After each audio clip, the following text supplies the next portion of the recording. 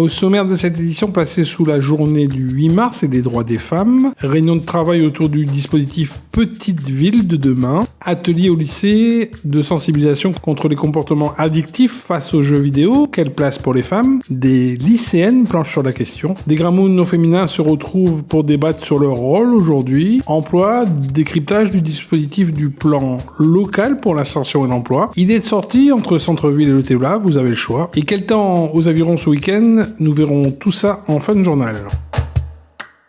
Cette semaine, le mercredi 8 mars, on fêtait la journée des droits des femmes. L'occasion dans cette édition de rendre hommage à la gente féminine. Focus dans cette édition sur ces femmes qui font l'actu des avirons. Chacune d'entre elles ont répondu à nos questions. Alors que la ville a intégré l'année dernière le dispositif Petite Ville de demain, une réunion de travail était à l'ordre du jour cette semaine en mairie avec différents acteurs institutionnels et consultants au menu des discussions, développement économique et attractivité du territoire. La ville des Avirons a été lauréate d'un programme qui a été mis, un appel à projet qui a été mis en œuvre par l'État qui s'appelle Petite Ville de demain. Donc dans ce cadre, la commune et portée par la Civis ont décidé de contracter par le biais d'une convention pour pouvoir entrer dans ce dispositif qui comporte plusieurs phases. Donc en ce moment, nous sommes dans cette phase-là de diagnostic qui consiste donc à identifier les enjeux, les problématiques de notre territoire. Et ensuite, la deuxième phase consistera à faire des propositions en fonction du constat qui aura été fait dans le cadre de ce diagnostic et de mettre en œuvre concrètement et de disposer des moyens par l'intermédiaire de différents financeurs pour faire évoluer notre ville. Ces outils de développement pour peut-être plus tard, on a évoqué on a entendu le secteur touristique, le secteur économique, le centre-ville, pas mal de sujets, mais il faut aboutir à quelque chose après. Donc, effectivement, il y a beaucoup d'enjeux qui sont compris dans ce diagnostic, des enjeux fonciers, des enjeux de mobilité, des enjeux socio-économiques, des enjeux économiques qui seront intégrés et regroupés en 5 points. C'est un projet qui est fait en concertation avec la population des Avirons.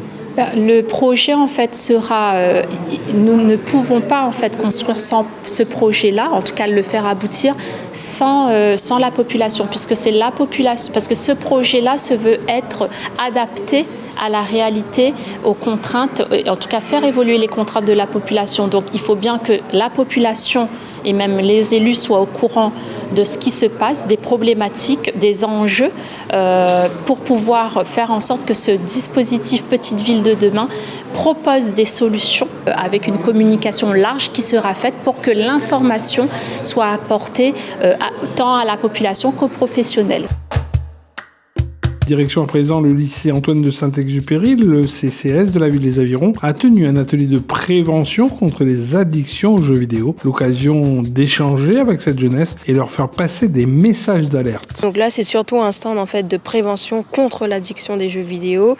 Et le but pour nous, justement, c'est après par la suite de récolter un petit peu les données et les réponses qu'on a des jeunes pour faire venir des professionnels en fait qui vont pouvoir en gros peaufiner un petit peu le travail que nous on met en place au niveau des Avirons.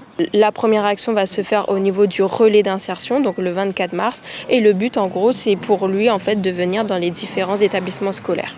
Pourquoi le lieu ? Parce que c'est là où on va toucher le plus de jeunes. Donc le plus de jeunes qui, du coup, va aussi entrer, en fait, en milieu professionnel et qui est aussi touché par tout ce qui concerne la prévention santé, notamment les jeux vidéo, comme on va parler aujourd'hui. Le but, c'est non pas de les interdire les jeux vidéo, mais vraiment en fait de parler de l'intérêt des jeux vidéo et de trouver en fait le juste milieu pour pas basculer en gros dans le côté un peu obscur. C'est toujours au lycée qu'a eu lieu cette semaine une action de sensibilisation sur le rôle des femmes dans la société dans le cadre de cette journée internationale du 8 mars des droits des femmes. Ainsi, un atelier portant sur le sexisme était au cœur des discussions entre lycéennes. Des quiz ont été proposés aux participants. Une modératrice service civique au lycée a régulé les échanges entre les adolescentes présentes. L'idée, c'est de sensibiliser les jeunes parce que c'est là qu'on se forme concrètement.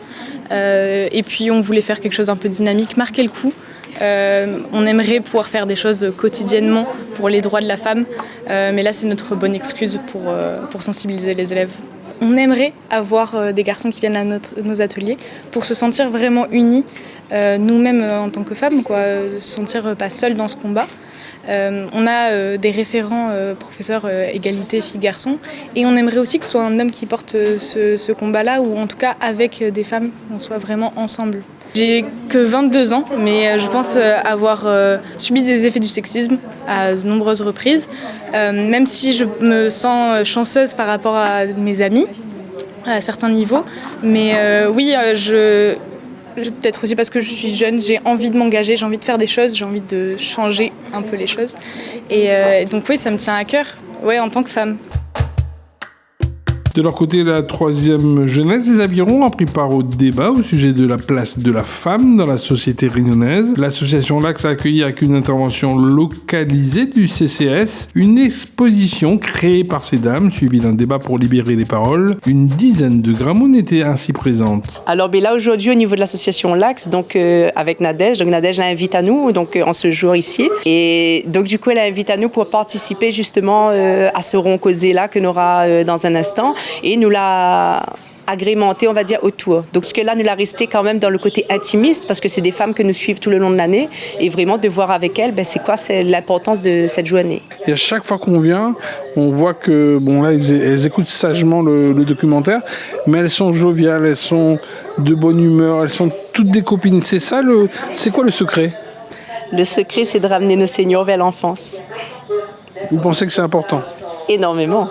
Parce que tout est dans la tête, tout est dans l'imaginaire, tout est dans la joie de vivre. Et il suffit qu'on arrive avec une étincelle et il explose. Venir dans ces ateliers qui sont organisés par le CCS de la ville, ça apporte quoi ? De la motricité, ou c'est se rencontrer et partager un bon moment ? Déjà, c'est se rencontrer, partager un moment et ne pas rester chez soi toute seule. Là, on est avec des amis, on rit, on fait tout ce qu'on peut, quoi. Et c'est super, vraiment, la journée. Ah oui, c'est pour sortir de chez nous, on est tout seul chez nous. Et en 3 mots, les droits de la femme, en 3 mots, en résumé, les 3 mots. On est femme, on est libre, on est contente, quoi. À la page emploi, un dispositif existe aujourd'hui pour favoriser le retour à l'emploi, un plan local pour l'insertion et l'emploi. Et comment se déroule cette action d'accompagnement ? C'est un dispositif d'accompagnement renforcé pour les personnes éloignées de l'emploi. Donc ça s'adresse à un public bien spécifique, donc les demandeurs d'emploi de longue durée, les bénéficiaires du RSA, les personnes reconnues TH ou les jeunes de moins de 25 ans. Alors de quoi vont-ils pouvoir bénéficier ? D'une aide privilégiée, d'une aide assistée, et sur quel secteur d'emploi et quel bassin d'emploi ? Alors, sur un accompagnement individualisé et renforcé. Donc, on est un peu différent de Pôle emploi vu qu'on est sur une fréquence de rendez-vous à hauteur de 2 rendez-vous par mois. On va les accompagner sur 3 volets, donc l'emploi direct, la formation ou la création d'activités. C'est vraiment en fonction du projet de la personne. Alors moi, j'interviens sur 2 secteurs, donc le secteur de l'étang salé et le secteur des avirons. Donc le lundi, mardi et mercredi, donc c'est sur l'étang salé, et le jeudi et vendredi sur le secteur des avirons. Idée de sortie du week-end en centre-ville, on vous invite entre légumes et produits du terroir à faire une halte fruitée et gustative au traditionnel marché La Cour du samedi matin sur le parvis de la mairie centrale. Et si le beau temps est de la partie, une petite excursion au Thévlave sera la bienvenue entre fraîcheur et paysages panoramiques au cœur de l'âme touristique du Thévlave. Et pour terminer à la page météo, le temps sera ensoleillé ce samedi matin et dimanche matin. Les après-midi de ce week-end pourront connaître de rares averses avec un ciel nuageux toutefois. À noter ce dimanche la possibilité de rafales de vent jusqu'à 50 km/h dans les endroits les plus exposés au vent. Sur ce, merci de votre attention et restez connectés sur toute l'actualité de la ville des Avirons en continuant à nous suivre sur les plateformes YouTube, Facebook et SoundCloud et aussi sur mairie-aviron.fr. Ville les Avirons, vers un territoire durable.